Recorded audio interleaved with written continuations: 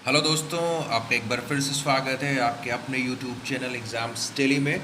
और मैं एक बार फिर से हाज़िर हूँ आप तमाम लोगों के लिए C TET paper one EVS के कुछ क्वेश्चंस के साथ, जो कि प्रीवियस ईयर मीन्स 2021 में पूछे गए थे। तो आज की ये वीडियो जो है आपके लिए बहुत ही इंपॉर्टेंट होने वाली है अगर आप सी टेट दिसंबर 2021 का एग्ज़ाम देने जा रहे हैं, जिससे कि आपको ये पता चल सकता है कि सी टेट में जो ईवीएस का जो पोर्शन है उसमें किस तरह के प्रश्न पूछे जाते हैं। तो आप जो है इस पूरी वीडियो को देखिएगा, और अगर आप मेरे चैनल पर नए हैं तो प्लीज़ मेरे वीडियो को सब्सक्राइब कीजिए, मेरे चैनल को सब्सक्राइब कीजिए, मेरे वीडियोस को लाइक कीजिए और शेयर कीजिए, और बेल आइकन को भी प्रेस कर दीजिएगा ताकि जब भी मैं न्यू वीडियोस को अपलोड करूं तो आपको नोटिफिकेशंस मिल सके। और ये वीडियो बिल्कुल ही इंपॉर्टेंट होने वाली है आपके लिए, तो प्लीज़ शुरू से लास्ट तक ज़रूर बने रहिएगा। इसमें 30 प्रश्न हैं जो कि जनवरी 2021 पेपर वन में पूछे गए थे, मतलब 1 से 5 में पूछे गए थे। तो चलिए पहला क्वेश्चन लेते हैं यहाँ से। पहला क्वेश्चन है, देखिए दोनों भाषा में होगा आपका। Which one of the following is not A union territory of India? निम्नलिखित में से कौन सा एक भारत का संघ शासित प्रदेश नहीं है? मतलब हम यहाँ पे केंद्र शासित प्रदेश की बात कर रहे हैं। तो आपके ऑप्शन है ए लद्दाख, फर्स्ट लद्दाख है, सेकंड है जम्मू एंड कश्मीर, थर्ड है मणिपुर और फोर्थ है चंडीगढ़। तो जैसा कि आपको देख के ही समझ में आ रहा होगा कि कौन सा एक संघ शासित प्रदेश नहीं है। तो भाई मणिपुर जो है वो एक स्टेट है जिसकी राजधानी जो है इम्फाल होती है, तो आपको पता होगा। अब बात कर लेते हैं लद्दाख और जम्मू एंड कश्मीर की। तो लद्दाख और जम्मू एंड कश्मीर दोनों को संघ शासित प्रदेश बना दिया गया 2019 में, जो आर्टिकल 370 हटा था उसके बाद से इसमें बदलाव हुए। तो आपको बस ये याद रखना है यहाँ पे, अगर आपने स्टेट्स और यूनियन टेरिटरीज पढ़ी होंगी तो पहले 7 संघ शासित प्रदेश हुआ करते थे, अभी हमारे पास 8 संघ शासित प्रदेश हैं। ठीक है, तो लद्दाख और जम्मू कश्मीर संघ शासित प्रदेश में है, चंडीगढ़ संघ शासित प्रदेश है, मतलब यूनियन टेरिटरी है, बट मणिपुर जो है वो एक राज्य है। ठीक है आगे बढ़ते हैं, क्वेश्चन नंबर 2 ले लेते हैं। निम्नलिखित में से कौन से कच्चे तेल का उत्पादक है? Which among the following produce crude oil? मतलब पेट्रोलियम। निम्नलिखित में से कौन सा जो है वो पेट्रोलियम को पैदा करता है या पेट्रोलियम के उत्पादक हैं, आपको ये बताना होगा। ठीक है, तो आपके ऑप्शंस जो हैं, पहला बॉम्बे हाई तथा पश्चिम बंगाल, दूसरा असम और उड़ीसा, तीसरा गुजरात और तमिलनाडु, चौथा बिहार और बॉम्बे हाई। तो आपको बताना है इसका आंसर। तो इसका जो आंसर होगा गुजरात और तमिलनाडु, ये बात याद रखिएगा। ठीक है, अगला प्रश्न लेते हैं। प्रश्न नंबर 3 जो होगा आज का, हमारे देश के संविधान निम्नलिखित में से किसके नेतृत्व में बनाया गया था? तो आपको पता होना चाहिए, डॉक्टर भीमराव अंबेडकर। ठीक है, इसमें सोचना बिल्कुल नहीं है, एकदम ओपन एंड शट क्वेश्चन है, ओपन एंड शट केस की तरह। बिल्कुल समझ में आ रही है बात। अगला प्रश्न लेते हैं, प्रश्न संख्या 4। Consider the following functions for plants. A, to give support to the plant, B, to provide humus, C, to store food, D, to absorb water and minerals। अब इसमें फंक्शंस रूट के क्या है उसके बारे में पूछा गया। मैं इधर फिर से पढ़ दे रहा हूँ हिंदी में। पौधों के लिए किए जाने वाले नीचे दिए गए कार्यों पर विचार कीजिए। ठीक है, ए पौधे को सहारा देना, बी ह्यूमस प्रदान करना, सी भोजन संचित या भंडारण करना, डी है पानी और खनिजों को अवशोषित करना। अब नीचे एक लाइन और लिखी हुई है, इनमें से जड़ों के कार्य हैं। अब जड़ों के क्या कार्य हैं? केवल ए और बी, दूसरा केवल सी और डी, तीसरा केवल बी सी और डी, और चौथा है ए सी और डी। अब देखिए मैं आपको एक चीज़ बता दूं, जड़ जो है पौधे को सहारा देती है, बिल्कुल सही है। ह्यूमस प्रदान करना, इसको मैं अभी छोड़ रहा हूँ। सी पे चलता हूँ, भोजन संचित करना सही है, और पानी और खनिजों को अवशोषित करना, बिल्कुल जड़ जो है नीचे से पानी और खनिजों को अवशोषित करती है, बिल्कुल सही है। देखिए ह्यूमस जो होता है वो किसी चीज़ के सड़ने और गलने से बनता है। ठीक है, तो अगर पेड़ से कोई शाखा टूट के गिरती है और वो सड़ के मिट्टी में मिल जाती है, वो ह्यूमस प्रदान करती है जो कि मिट्टी को उपजाऊ बनाता है। ह्यूमस के लिए इतना सा समझिएगा। तो ह्यूमस प्रदान करना जड़ का काम नहीं है, इसको समझ लीजिए। जड़ के ये सिर्फ 3 काम है, पौधे को सहारा देना, भोजन संचित या भंडारण करना, पानी और खनिजों को अवशोषित करना। और ह्यूमस सिर्फ क्या क्या चीज़ों के सड़ने से बनता है? जानवर के सड़ने से बन सकता है ह्यूमस, ठीक है। इंसान मर के सड़ जाए तो उससे भी ह्यूमस बन सकता है। पेड़ से गिरने वाली लकड़ियां जो हैं टूट के गिरती हैं, पत्तियां गिरती हैं, वो सड़ जाए, उससे ह्यूमस बनता है। तो वो जड़ का काम ह्यूमस प्रदान करना नहीं है, वो चीज़ों के सड़ने से जो मिट्टी में मिल जाता है, जो मिट्टी की उर्वरक क्षमता बढ़ती है, तो उससे वो जो है ह्यूमस प्रदान कर रहा है, चीज़ें जो है ह्यूमस प्रदान कर रही है, तो जड़ का कार्य है। तो इसमें जो आपका ऑप्शन होगा बी को छोड़ दें अगर आप, तो ए, सी और डी होगा, जो कि ऑप्शन नंबर 4 है। तो आपका यहाँ पे ऑप्शन नंबर 4 सही होगा, इसको ध्यान से समझ लीजिएगा। आंसर क्वेश्चन नंबर 5 पे पहुंचते हैं आज के। पोचमपल्ली भारत के दक्षिणी राज्य का एक कस्बा है। मैंने ये क्वेश्चन कराया है पिछली वीडियो में। पोचमपल्ली मुख्तारपुर गांव, उठा के पढ़िएगा, आपको अच्छे से समझ में आ जाएगा। जो सुंदरता से डिज़ाइन की गई चमकदार रंगों की पोचमपल्ली साड़ियों और विशेष प्रकार की बुनाई, जिसे भी पोचमपल्ली ही कहते हैं। देखिए पोचमपल्ली तो एक कस्बा है, ये पोचमपल्ली, यहाँ पे एक चीज़ आपको और समझ में आ जानी चाहिए कि एक विशेष प्रकार की बुनाई भी होती है और के लिए प्रसिद्ध है। यह कस्बा अब किस राज्य का भाग है? ये कस्बा जो है अब किस राज्य का भाग है? ये क्वेश्चन इस तरह से क्यों पूछा गया? मैं आपको एक बात बताऊं, पहले तेलंगाना जो है 2014 से पहले तेलंगाना तो था नहीं, वो हैदराबाद का हिस्सा था, ठीक है। तो अभी क्या है, तेलंगाना एक अलग स्टेट है। जून 2014 से जो तेलंगाना है वो एक अलग स्टेट है। तो एक बात याद रखिएगा कि जो पोचमपल्ली है वो तेलंगाना का हिस्सा है। इतनी सारी कहानी सुनाने के बाद जो एक सिंपल से ये पूछा जा रहा है कि ये कस्बा किस राज्य का भाग है, तो तेलंगाना का भाग है। मैंने जो अपनी वीडियोस कराई हैं, थ्योरेटिकल पोर्शन जो मैंने कराया उसमें इस चीज़ को दिया है कि पोचमपल्ली जो है वो तेलंगाना का एक कस्बा है, ठीक है, ध्यान दीजिएगा। अब इसमें आपको एक चीज़ यहाँ पे और मिल गई कि यहाँ पे साड़ियों की बुनाई होती है, विशेष प्रकार की बुनाई को भी पोचमपल्ली के नाम से जाना जाता है, क्योंकि वो कस्बे के नाम पे उस बुनाई का नाम रख दिया गया, ठीक है। अगला प्रश्न लेते हैं, चलिए। निम्नलिखित में से खाद्य पदार्थों के उस समूह को चुनिए जिसे प्रत्येक सदस्य में लौह तत्व प्रचुर मात्रा में होता है। मैंने आपको एक चीज़ बताई थी कि आयरन के लिए शरीर को आयरन देने के लिए कुछ 3 चीज़ों के मैंने नाम आपको बताए थे मेरी वीडियो में, और उसमें देखिए ऑप्शंस आपके दिए गए हैं, क्या क्या है? गुड़, आंवला, टमाटर, आंवला, पालक, गुड़, आंवला, बंद गोभी, टमाटर, बंद गोभी, आंवला, पालक।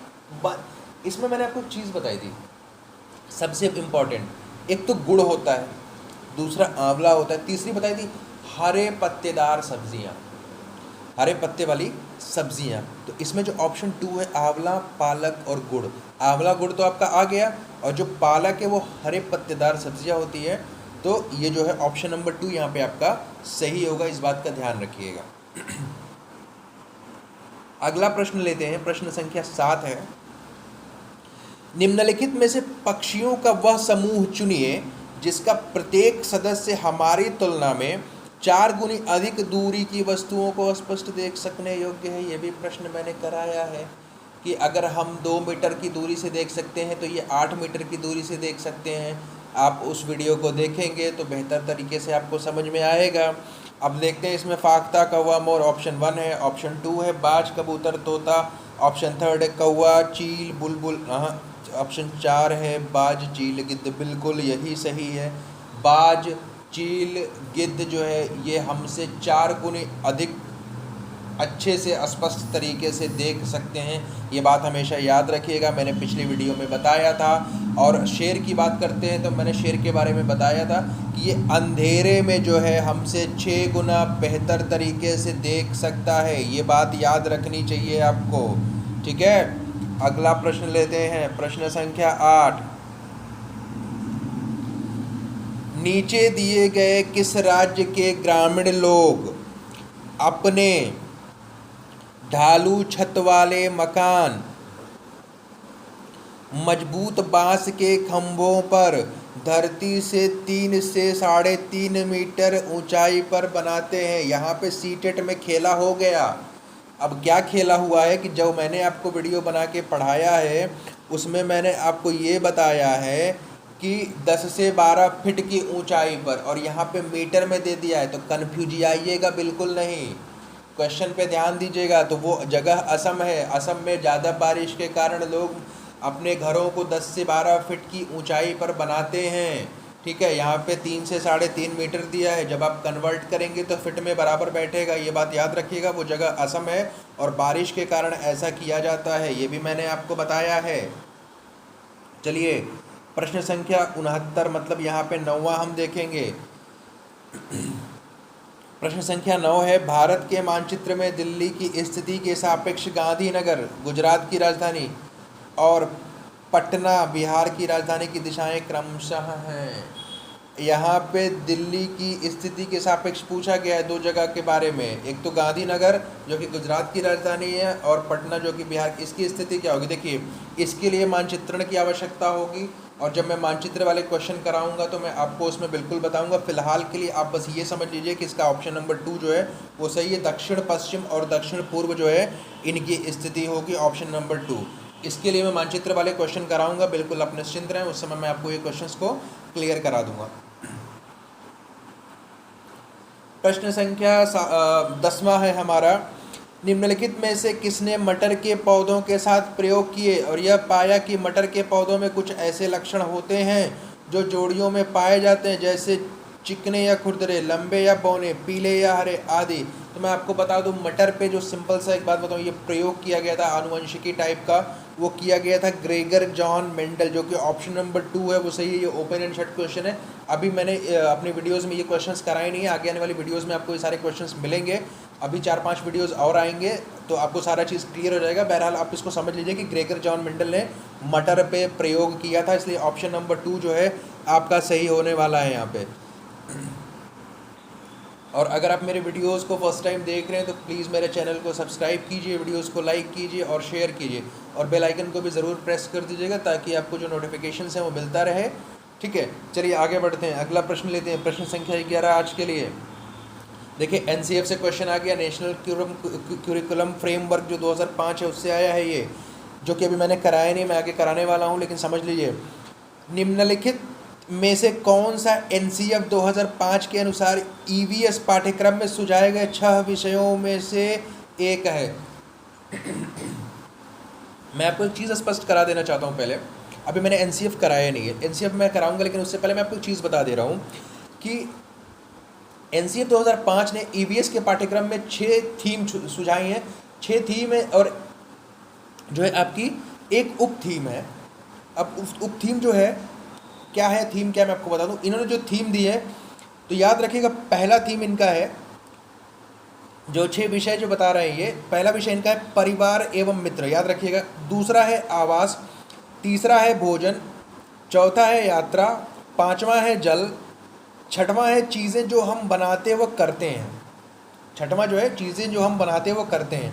अब जो मैंने आपको पहला बोला था परिवार एवं मित्र, परिवार एवं मित्र में 4 जो है चीज़ें उन्होंने बताई हैं। एक तो संबंध बताया है, दूसरा बताया है कार्य व खेल, तीसरा बताया है जानवर, चौथा बताया पेड़ व पौधे। तो ये सब थीम है। आपसे विषय पूछे गए 6 विषयों में से कौन सा एक है। तो यहाँ पे देखिए जो मैंने 6 बताए उसमें से सिर्फ आपको तीसरा वाला जो ऑप्शन है, चीज़ें जो हम बनाते व करते हैं, वही मिल रहा है, इसलिए जो ऑप्शन नंबर 3 है वही सही होगा। बाकी चीज़ें ईवीएस में विषय के रूप में नहीं रखी गई। मैं फिर से एक बार रिपीट कर दे रहा हूँ, परिवार व मित्र बताया गया है, दूसरा आवास, तीसरा भोजन, चौथा यात्रा, पांचवा जल और छठवां चीज़ें जो हम करते हैं, बनाते व करते हैं। और परिवार व मित्र जो है इसमें 4 उप थीम्स बना दिए इन्होंने, एक विषय में 4 सब विषय कर दिए इन्होंने। क्या कर दिए, संबंध है, कार्य व खेल है, जानवर व पेड़ पौधे। तो हमसे सब थीम के बारे में नहीं पूछा गया, हमसे थीम के बारे में पूछा गया। तो 6 थीम में से सिर्फ हमारी एक ही मिल रही है, जो कि ऑप्शन नंबर 3 है, चीज़ें जो हम बनाते व करते हैं। तो कृपया इसको ध्यान रखिएगा। अगला प्रश्न ले लेते हैं 12, उपाख्यान अभिलेखों में क्या नहीं दर्ज करना चाहिए। What should be avoided in anecdotal records. Anecdotal जो रिकॉर्ड्स होते हैं, उपाख्यान अभिलेख जो होते हैं हमारे, उसमें हमको क्या अवॉइड करना चाहिए। ए है मुख्य रूप से समस्याग्रस्त स्थितियों की पहचान करना, बी निर्णय वाले कथनों को लिखना। सी, मजबूतियों और कमजोरियों की पहचान करना। डी, बच्चे की रुचियों और संबंधों आदि की पहचान करना। तो मैं आपको एक चीज़ बता दूं, ये आगे मैं जब पढ़ाऊंगा पेडागॉजिकल इश्यूज, जब पेडागॉजी का क्वेश्चन कराऊंगा तो ये आपको अच्छे से स्पष्ट होगा। फिलहाल अभी के लिए आपको ये समझना है कि इसमें बोला गया कि उपाख्यान जो है, एनेक्डोटल जो रिकॉर्ड्स होते हैं, उपाख्यान अभिलेख जो होते हैं, उसमें क्या दर्ज नहीं करना चाहिए। यहाँ पे नहीं आया, इसको ध्यान दीजिएगा, नहीं की बात की गई है। ये क्या दर्ज नहीं करना चाहिए, तो मैं आपको बता दूं, ये जो दिया है कि मुख्य रूप से समस्याग्रस्त स्थितियों की पहचान करना, इसको एक तो नहीं करना चाहिए। और यहाँ पे जो है मजबूतियों और कमजोरियों की पहचान करना, इसको दर्ज नहीं किया जाना चाहिए। बाकी निर्णय वाले कथनों को लिखना बिल्कुल सही है। और डी जो है रुचियों, बच्चों की रुचियों और संबंधों आदि की पहचान करना, ये बिल्कुल सही है। तो मैं आपको बता दूं, इसमें जो सही होगा, ये पहला आपका पहला जो है आपका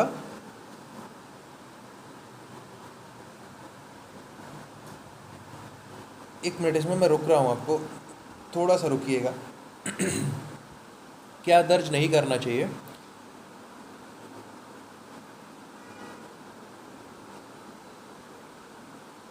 मजबूतियों और कमजोरियों की पहचान करना बच्चों, ठीक है। इसमें जो है आपका जो आंसर होगा वो फर्स्ट होगा। उपाख्यान अभिलेखों में जब मैं आपको पेडागोजिकल इश्यूज करा रहा हूँ तो मैं आपको इस चीज़ को एक्सप्लेन कर दूंगा कि आखिर क्यों नहीं करते हैं। तो मुख्य रूप से समस्याग्रस्त स्थितियों की पहचान करना और भी निर्णय वाले कथनों को लिखना, ये जो है इसमें मना किया गया है कि इन दो चीज़ों को आप नहीं करेंगे। बाकी सी और डी सही है। तो यहाँ पे फर्स्ट ऑप्शन होगा कि इन दोनों को आपको नहीं करना होगा, ठीक है। चलिए आगे बढ़ लेते हैं। 13 पे, आप एक एकीकृत ईवीएस कक्षा के लिए कैसे योजना बनाएंगे। एकीकृत, इंटीग्रेटेड।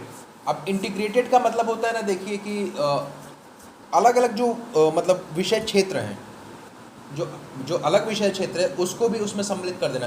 तो जो ईवीएस आप पढ़ते हैं, ईवीएस में साइंस भी इंक्लूडेड है कहीं ना कहीं, ईवीएस में जियोग्राफी भी इंक्लूडेड है कहीं ना कहीं। तो ये इसका एक हिस्सा बन जाता है, हम उसको इंटीग्रेट करके पढ़ा रहे हैं पर्यावरण में। तो उसी के बारे में पूछा गया। देखिए दिया गया है कि एकीकृत विषय के लिए कैसे योजना बनाएंगे। एक पाठ में दो अधिक विषय क्षेत्रों को मिलाएंगे। विषय क्षेत्र की बात की जा रही है, ठीक है। अलग योजनाओं में सभी विषयों को अलग करेंगे। विज्ञान और सामाजिक नहीं, पर्यावरण विज्ञान के लिए अलग, बिल्कुल नहीं। यहाँ पे पहला ऑप्शन सही होगा। हम यहाँ पे देखिए एकीकृत की बात कर रहे हैं, इंटीग्रेट करने की, एक साथ लेके चलने की। तो एक पाठ में 2 या 2 से अधिक विषय क्षेत्रों को हम मिला लेंगे। 2 या 2 से अधिक जो विषय क्षेत्र हैं उनको हम मिला के पढ़ाएंगे। जैसे मान लीजिए कि अगर हम जल के बारे में पढ़ा दे रहे हैं, तो देखिए अगर एक हिसाब से देखा जाए, जो पानी है, पृथ्वी है, अगर इसका आप अध्ययन करेंगे तो ये सोशल स्टडीज़ का पोर्शन है। और अगर आप पेड़ पौधों की बात करेंगे तो कहीं ना कहीं जो है आपको बायो में पढ़ाया जाता है। तो ये 2 अलग अलग विषय क्षेत्र हैं जिनको हम एक में करके पढ़ा सकते हैं। तो यहाँ पे ऑप्शन नंबर 1 जो है वो आपका बिल्कुल सही होगा, इसका ध्यान रखिएगा। प्रश्न संख्या 14 लेते हैं। पुनीत ने अपनी कक्षा 5 के विद्यार्थियों को मानव शरीर की एक रूपरेखा दी। याद रखिएगा, ध्यान से इसको समझिएगा। और उन्हें भोजन विषय पढ़ाने से पहले पाचन तंत्र बनाने को कहा। भोजन और पाचन तंत्र का बिल्कुल एक दूसरे से संबंध है।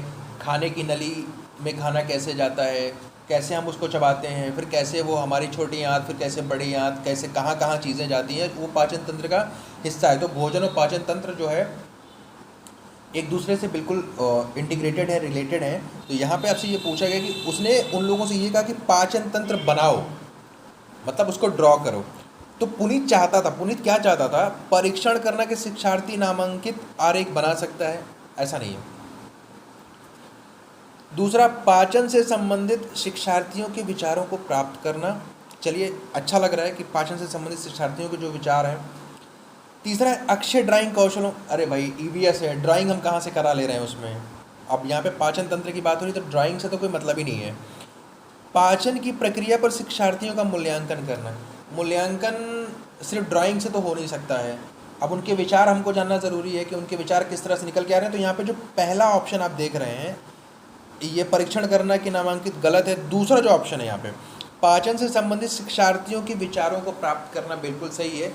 कि देखिए अगर एक अभिप्रेरित कक्षा है, उसमें अगर एक शिक्षक शिक्षण कर रहा है, तो जब बच्चे प्रश्न पूछते हैं, अपने विचारों को रखते हैं, तो वो कक्षा अच्छी मानी जाती है। तो यहाँ पे जो है पाचन से संबंधित अगर शिक्षार्थी अपने विचार रखेंगे ड्राइंग के ज़रिए कि कहाँ पे क्या चीज़ होती है, क्या चीज़ होती है, तो इस चीज़ को बेहतर माना जाएगा। तो यहाँ पे सबसे जो सुटेबल ऑप्शन है वो ऑप्शन नंबर 2 है, कि वो जो है पुनीत चाहता है कि पाचन से संबंधित जो शिक्षार्थियों के विचार हैं वो उसको मिलें। प्रश्न संख्या 15 पे हम आते हैं। निम्नलिखित में से क्या रचनात्मक आकलन के संबंध में सही नहीं है? जो फॉर्मेटिव असेसमेंट होता है, खास करके ये एग्ज़ाम्स जो होते हैं फॉर्मेटिव असेसमेंट, उसमें क्या सही नहीं है? रिपोर्ट कार्ड के प्रत्येक तिमाही में इसकी सूचना दी जानी, बिल्कुल गलत है ये। तिमाही से फॉर्मेटिव असेसमेंट का अब कोई संबंध नहीं रहा, तो यहाँ पे और मुझे कुछ लगता है ये पढ़ने की ज़रूरत नहीं है। सीधा सीधा जो है ऑप्शन नंबर 1 जो है ये गलत है। कि इसकी देखिए, अधिगम को सुदृढ़ करने के लिए अध्यापक को समय पर कार्यवाही करने में मदद करता है, सही बात है। असेसमेंट करेंगे, आप उसका आकलन करेंगे तो पता चलेगा कि क्या उसकी हमको उसके किस पक्ष पे काम करना है, बच्चे को क्या चीज़ समझ में नहीं आ रही, किस पक्ष उसका कौन सा पक्ष कमज़ोर है, तो ये सारी चीज़ें सही हैं। इसको छात्रों की प्रगति की निगरानी करनी है, हाँ ठीक है, उससे प्रगति तो पता चलता है कि वो कितना प्रोग्रेस कर रहा है, ठीक है। चौथा है बच्चे के सीखने की कोई भी रचनात्मक आकलन में मदद कर सकती है, ठीक है, चलिए ये भी सही है। लेकिन रिपोर्ट कार्ड में जो है प्रत्येक तिमाही में इसकी सूचना दी जानी है, ऐसा नहीं है। अगला प्रश्न ले लेते हैं 16वां। स्मिता अपने शिक्षार्थियों को कार्य से संबंधित लैंगिक विषमता, देखिए जो जेंडर बायसनेस होती है ना, जेंडर इक्वालिटी और जेंडर बायस की बात हम करते हैं कि लैंगिक जो रूढ़िवादिता होती है, लैंगिक विषमता जो होती है, और रूढ़िवादी छवियों के प्रति संवेदनशील करना चाहती है। अब संवेदनशील बनाने का मतलब ये है ना कि किसी पर्टिकुलर जेंडर को टारगेट ना किया जाए, मतलब दोनों जेंडर जो है, जो हमारा मैस्कुलिन और फेमिनाइन जेंडर है, उन दोनों में हम इक्विलिब्रियम करके चलें, साम्य की स्थिति बना के चलें, इक्वालिटी शो करें। तो उसी से संबंधित ये चाहती है कि लैंगिक विषमता जो है और रूढ़िवादी छवियों के प्रति बच्चों को हम संवेदनशील करें। ऐसा नहीं है कि सिर्फ लड़कियां ही रो सकती हैं, लड़के भी रो सकते हैं। तो अगर आप इस तरह की स्टीरियोटाइपनेस दिखाते हैं, जेंडर बायसनेस दिखाते हैं कि लड़कियां ही रोती हैं, लड़कियां ही खाना बना सकती हैं, लड़के ही ड्राइविंग कर सकते हैं, इस तरह की जो छवि है उससे वो संवेदनशील बनाना चाहती हैं उसके प्रति। स्मिता को निम्नलिखित में से अपनी कक्षा में क्या करना चाहिए? तो अगर वो जेंडर बायसनेस और ये जो रूढ़िवादिता है इसके संबंध में अगर बच्चों को वो संवेदनशील बनाना चाह रही है तो क्या करेंगे? पहला ऑप्शन है रूढ़िवादी मॉडलों को छात्रों को प्रस्तुत करें। दूसरा है विभिन्न प्रकार के कार्यों के फ्लैश कार्ड दिखाएं। तीसरा केवल लड़कों को प्रतिदिन कक्षा साफ करने को कहें। यार प्रतिदिन लड़कों को ही कक्षा साफ करने को कहेंगे और ऊपर बात कर रहे हैं लैंगिक विषमता की, ये तो लैंगिक विषमता का सूचक हो जाएगा, ठीक है। रूढ़िवादी मॉडलों को प्रस्तुत कर नहीं, रूढ़िवादी मॉडलों को प्रस्तुत करने से नहीं कुछ होने वाला है। विभिन्न प्रकार के कार्यों के फ्लैश कार्ड दिखाएं, नहीं, इतना ज़्यादा इफेक्टिव नहीं है। इसमें देखिए हमको मोस्ट सुटेबल चूज़ करना है। एक छात्र की माँ को कक्षा में आमंत्रित करें जो ऑटो चालक है। देखिए ये बिल्कुल सही ऑप्शन है, क्योंकि देखिए यहाँ पे है क्या कि माँ जो है वो ऑटो चालक है। ज़्यादातर आप देखेंगे जो ड्राइवर्स होते हैं वो क्या हैं, जेंट्स होते हैं। तो वो ये शो करना चाह रहे हैं कि देखो सिर्फ और सिर्फ जेंट्स ही जो है, मर्द ही जो है ड्राइवर नहीं हो सकता, एक बच्चे की जो माँ है वो भी ड्राइवर है। तो इससे जो है वो एक लाइव एग्जांपल दे सकती हैं और बच्चों को ये बता सकती हैं कि देखो ड्राइविंग सिर्फ किसी मर्द का ही काम नहीं है, औरतें भी कर सकती हैं। तो इससे जो है वो लैंगिक विषमता और रूढ़िवाद के प्रति बच्चों को संवेदनशील बना सकती हैं। तो आप जो है आपका ऑप्शन नंबर 4 बिल्कुल बच्चों सही होगा, इसका ध्यान रखिएगा, ठीक है। चलिए आगे बढ़ते हैं, क्वेश्चन नंबर 17 लेते हैं।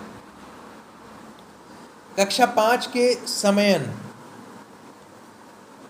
आमतौर पर अपना दिया हुआ कक्षा कार्य नहीं करते हैं। एक बच्चा है जिसका नाम समयन है, कक्षा 5 में पढ़ते हैं, वो अपना दिया हुआ कार्य नहीं करते हैं। मुद्दे को हल करने का सबसे अच्छा उपाय हो सकता है। अब इस मुद्दे को हल करने का सबसे अच्छा उपाय क्या हो सकता है? उसकी कठिनाई का पता लगाने और उसके अनुसार कक्षा कार्य को समायोजित करने के लिए उससे बात करें। दूसरा, किसी दूसरे बच्चे को उसकी कक्षा के कार्य को पूरा करने में मदद करें।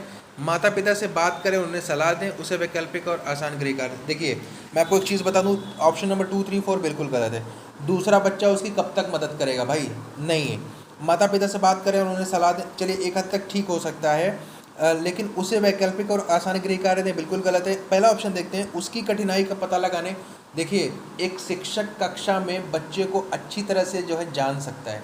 लगभग अगर आप उससे मिल रहे हैं रेगुलर, ठीक है, आप एक ही घंटा मिलते हैं, उसकी कमी और बेसी जिसको आप बोलते हैं ना, अच्छाई और बुराई, उसकी कमी और उसको उसकी अच्छाइयाँ या उसके जो गुण अवगुण आप जान सकते हैं ना, उसमें क्या कमी है, उस पर किस चीज़ पे काम करने की आवश्यकता है। ऑप्शन नंबर जो 1 है, उसकी कठिनाई का पता लगाने और उसके अनुसार कक्षा कार्य को समायोजित करने। जो क्लास वर्क है उसको हम एडजस्ट कर देंगे उसके हिसाब से, ठीक है, तो वो ज़्यादा बेहतर रहेगा। तो ऑप्शन नंबर 1 के साथ आप जा सकते हैं।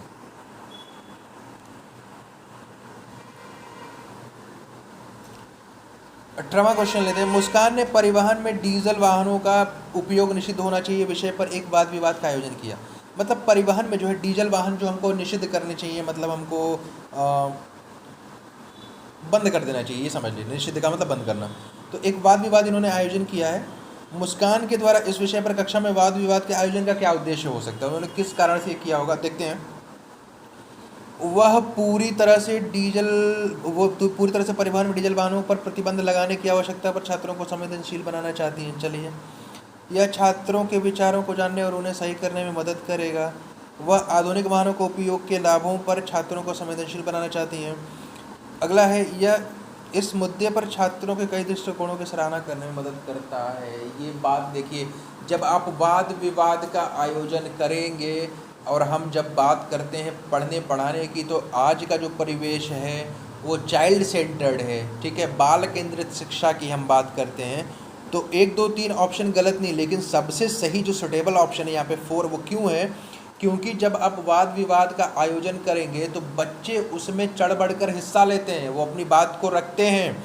तो यहाँ पे जो है यह इस मुद्दे पर छात्रों को कई दृष्टिकोणों की सराहना करने में मदद करता है।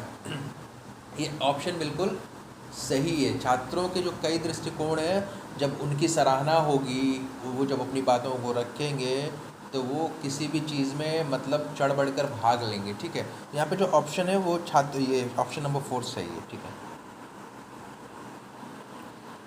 19वां है, जल्दी जल्दी अब कर लेते हैं, वीडियो थोड़ा लंबा हो रहा है। ईवीएस में मानचित्रण कौशल जो है क्या है, किस लिए करते हैं।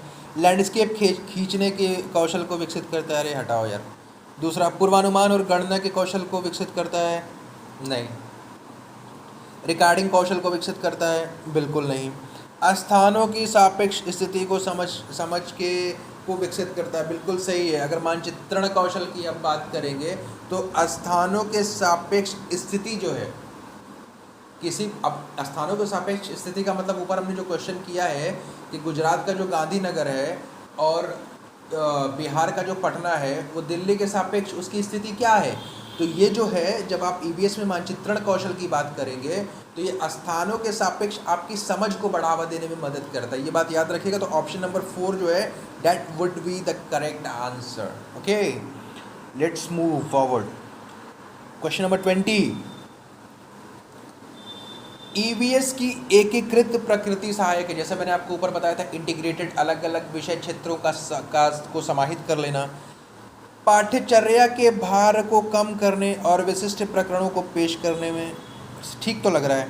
दूसरा देख लेते हैं, पाठ्यचर्या के भार को कम करने और शिक्षार्थियों को सार्थकता पूर्वक सीखने में, ये और अच्छा लग रहा है, विशिष्ट प्रकरणों में और शिक्षार्थियों को सार्थक।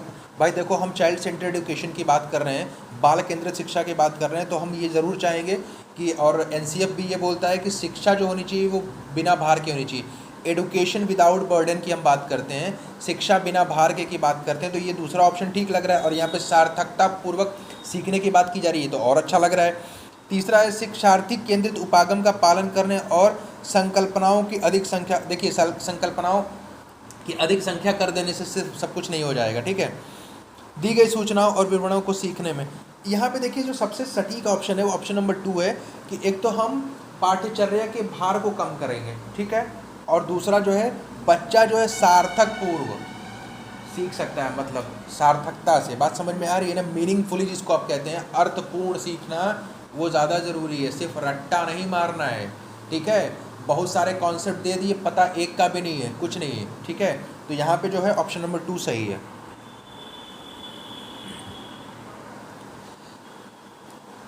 21, निम्नलिखित में से क्या ईवीएस के आकलन का एक व्यापक संकेत नहीं है? ईवीएस के आकलन का जो हम करते हैं ईवीएस असेसमेंट का, देखिए सहयोग ठीक है, न्याय के प्रति सरोकार बिल्कुल अच्छी बात है, समानता के प्रति सरोकार बिल्कुल सही है, अवधारणा मानचित्रण जो है इसमें आकलन का एक व्यापक संकेत नहीं है। ऑप्शन नंबर 4 के साथ अब जाएंगे।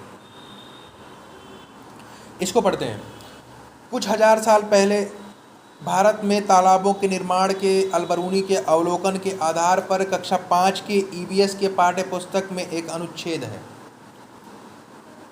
इस अनुच्छेद को शामिल करने का क्या उद्देश्य? देखिए, मैंने आपको एक वीडियो में घड़सीसर नामक तालाब के बारे में बताया था, जो कि राजस्थान के जैसलमेर में है। और मैंने ये भी बताया था कि ये जो घड़सी और सर जो है दोनों अलग अलग शब्द हैं। घड़सी एक राजा थे, सर का मतलब तालाब होता है, तो इस तरह से घड़सीसर बना था।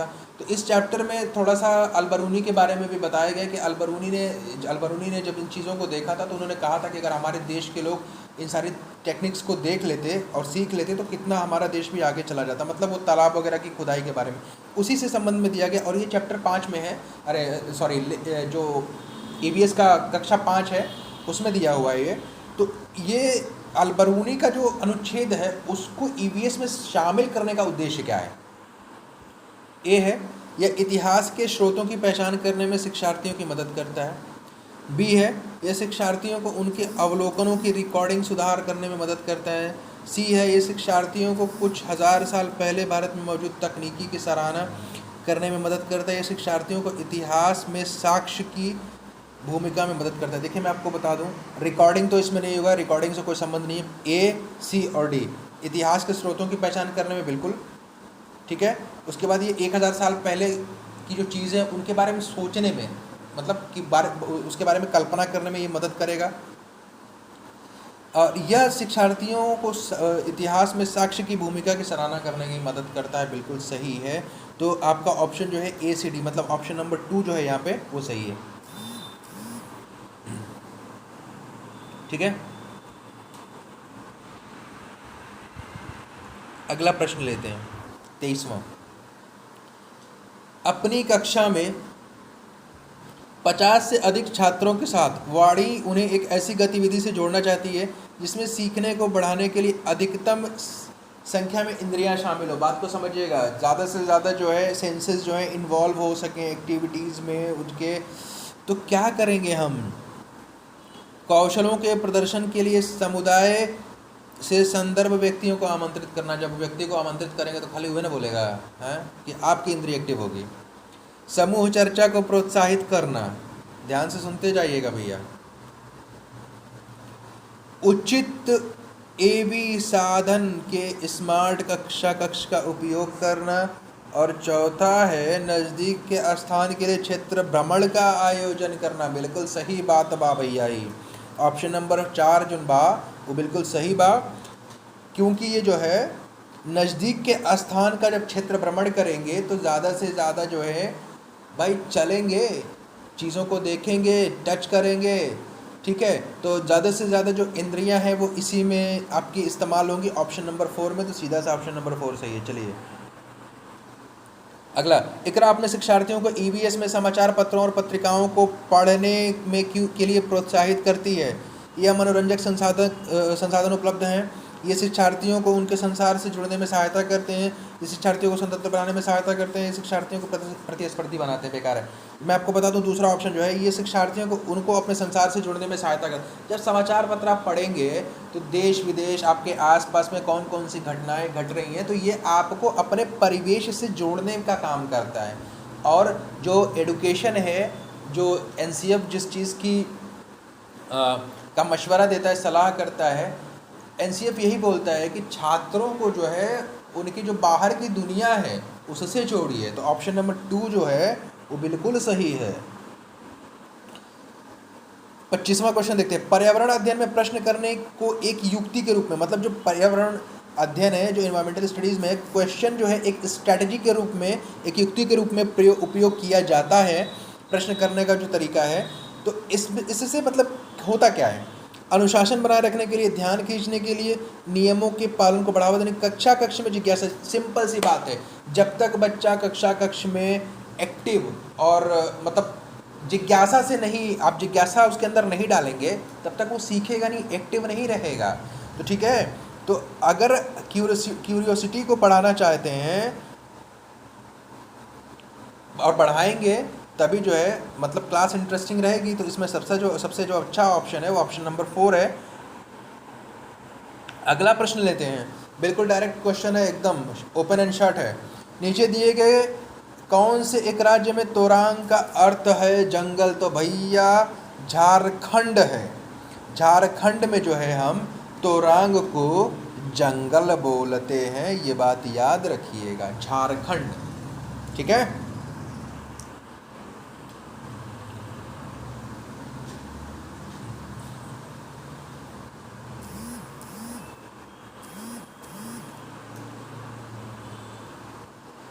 चलिए एक प्रश्न और लेते हैं। कोई लड़का नागरकोल से मडगांव जाने के लिए 4 जून 2020 को किसी रेलगाड़ी में सवार हुआ है। यह रेलगाड़ी 22:30 मतलब रात के 10:30 बजे, यहाँ 24 घंटे जो वाली जो घड़ी है उसका इस्तेमाल किया गया है। 24 घंटे जो देखिए 12 घंटे वाला समय और 24 घंटे वाला समय, दो तरह से समय आप देखते हैं घड़ी में। 12 के बाद जब 13, 14, 15, 16 बजता है तो वो 24 घंटा आप उसको बोलते हैं 24 घंटा घड़ी का सेटिंग, और जब 1, 2, 3, 4 होता है तब उसको बोलते हैं 12 घंटे घड़ी का सेटिंग। ठीक है, 12 घंटे में समय देखना और 24 घंटे में समय देखना। तो 12 घंटे में समय देखने का मतलब ये है कि 1 से 12 बजने के बाद फिर से 1 से 12 बजता है। ठीक है, लेकिन यहाँ पे 24 घंटे वाला जो समय है, होते 24 घंटे दोनों में ही है भाई, लेकिन यहाँ पे क्या है कि आपको इस चीज़ को समझना है कि 12 घंटे में समय देखना और 24 घंटे में समय देखना, उसमें अंतर है। तो 4 जून 2020 को किसी रेलगाड़ी में सवार होता है। अब ये रेलगाड़ी 10:30 बजे नागरकोल स्टेशन से चली है 4 जून को, और 6 जून 2020 को 4:30 बजे। अब 4:30 बजे का मतलब सुबह के 4:30 बजे हैं, क्योंकि अगर शाम का 4:30 बजता तो 16 बजता, क्योंकि ये जो है समय जो है 24 घंटे में दिया हुआ है, इस बात को याद रखिएगा। यदि इस समय अंतराल में रेलगाड़ी ने 1145 किलोमीटर की दूरी तय की तो रेलगाड़ी की औसत चाल लगभग, ये यहाँ पे मैथ का क्वेश्चन उठा के घुसा दिया गया है ईवीएस में। तो याद रखिएगा कि 4 जून 2020 को वो रात के 10:30 बजे चला, ध्यान दीजिएगा, और 6 को पहुँच रहा है, मतलब 5 को पूरा चला। तो 4 जून से 5 जून मतलब रात के 10:30 से 4 जून की रात के 10:30 से और 5 जून की रात के 10:30 बजे मतलब 22:30 को हो जाएंगे आपके 24 घंटे। बात को समझिएगा सीधा, अगर आप इसको करना चाहें तो। उसके बाद जो 6 जून की सुबह होने वाली, जो 6 जून होने वाली, उसमें सिर्फ 1.5 घंटे बचे, क्योंकि रात का 10:30 बज रहा है। तो 24 घंटे उधर और 1.5 घंटा जैसे आप उसमें मिलाएंगे तो 6 जून हो जाएगा। अब 6 जून को 4:30 बजे सुबह में पहुंचती है गाड़ी, तो उधर का 1.5 घंटा और 4:30 ये 6 घंटा, तो 24 और 6 30, तो 30 घंटा कुल जो है, इसको समझिएगा, 30 घंटा कुल जो है ट्रेन ले रही है 1145 किलोमीटर चलने में। इसको जब आप सॉल्व करेंगे तो आप समझ जाएंगे। इसमें वीडियो बहुत लंबा हो रहा है इसलिए मैं इसको अलग से बाद में बता सकता हूँ, लेकिन अभी समझिए कि कुल 30 घंटा लगा। ठीक है, अब जो पूछा क्या गया है कि लगभग चाल क्या थी। चाल निकालने का फॉर्मूला क्या होता है आप सभी को पता होगा। ठीक है, चाल बराबर दूरी बटा समय। चाल बराबर जो होता है वो दूरी बटा समय होता है, इस बात का ध्यान रखिएगा, दूरी बटा समय। ठीक है, तो जब दूरी बटा समय होगा तो अब क्या करेंगे कि 1145 को, ठीक है ध्यान दीजिएगा, 1145 को, इस पर स्केच सही चल भी नहीं रहा है, 1145 को अब डिवाइड करेंगे, क्योंकि चाल बराबर दूरी बटा समय, समय जो है 30 घंटा है। ठीक है, अब इस 30 से जब आप 1145 को डिवाइड करेंगे तो याद रखिएगा आपका जो ऑप्शन आएगा 38.5 किलोमीटर प्रति घंटा, ऑप्शन नंबर 2, इसको देख लीजिएगा। ठीक है, चलिए आगे बढ़ते हैं। नीचे दिया गया कौन सा कथन मधुमक्खियों और छत्तों के विषय में सही नहीं है? याद रखिएगा सही नहीं है पूछा गया, और इसका आंसर जो है मुझे लगता है कि अगर आप लोगों ने मेरे वीडियोस देखे होंगे तो आप कर लेंगे। मधुमक्खी के बारे में देखिए, पहला है प्रत्येक छत्ते में एक रानी मक्खी होती जो अंडे देती, बिल्कुल सही है। दूसरा, नर मक्खियाँ छत्तों के लिए अत्यंत महत्वपूर्ण है, बिल्कुल गलत बात। छत्ते में बहुत सारी काम करने वाली मधुमक्खियाँ होती हैं, मैंने बताया था कि छत्ते में ज़्यादातर श्रमिक जो हैं वर्कर बीज होती हैं, सही है। छत्ते में केवल कुछ नर मक्खियाँ होती हैं, बिल्कुल सही है। तो ऑप्शन नंबर 2 जो है इसका गलत है, याद रखिएगा। इसी तरह से प्रश्न पूछ के फंसाएगा अगर पढ़े नहीं हैं तो पढ़ लीजिए। और आज का लास्ट क्वेश्चन है, आज हम बिना मिर्ची के भोजन की कल्पना भी नहीं कर सकते, इससे व्यापारी हमारे देश में लाए थे। मैंने आपको बताया था कि भिंडी, आलू, मिर्ची, ठीक है, और भी बहुत सारी चीज़ें मैंने बताई थी, पिछली वीडियोस उठा के देखिएगा। तो ये कहाँ से आई थी, मैं वीडियो काफ़ी लंबी हो रही है इसलिए इसको बहुत एक्सप्लेन नहीं करूँगा। मैं आपको बता दे रहा हूँ कि ये इसका जो आंसर है वो आपका है दक्षिणी अमेरिका।